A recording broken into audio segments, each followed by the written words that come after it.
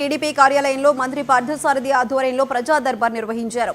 ప్రజల నుంచి స్వయంగా అర్జీలు స్వీకరించారు మంత్రి. ప్రజల సమస్యలపై సంబంధిత అధికారులతో మాట్లాడి సమస్యల పరిష్కారానికి చర్యలు తీసుకోవాలని ఆదేశించారు. ఈ సందర్భంగా గొల్లపల్లి గ్రామ పరిధిలోని వేంపాడు అగ్రహారం భూములను సాగు చేసుకుంటున్న కౌలు రైతులు ఆ భూములపై హక్కు కల్పించాలని కోరారు.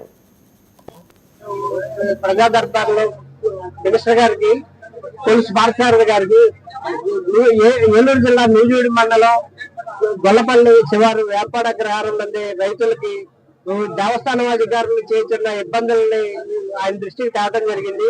మేము తరతరాలుగా ఈ భూములు సాగు చేసుకుంటూ మా జీవనాధారం చేసుకుంటాం. విద్యాపురం సర్పంచ్ గారు నేను. మాకు దేవస్థానం భూములు ఒక 4 అన్నదమ్ములు, మా నాన్నగారికి మేము 4 పిల్లలము. కుటుంబం పెద్దది, ఒక 100 ఎకరాల రైతులు మేము.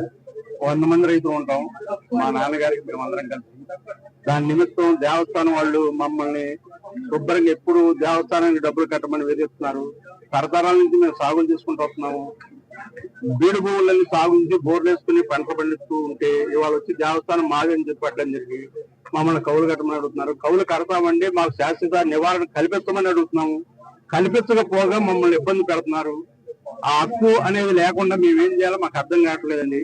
ఈ రోజు ఇక్కడ జరిగిన ప్రజా దర్బార్లో మినిస్టర్ గారికి, పోలీస్ పార్థసారథి గారికి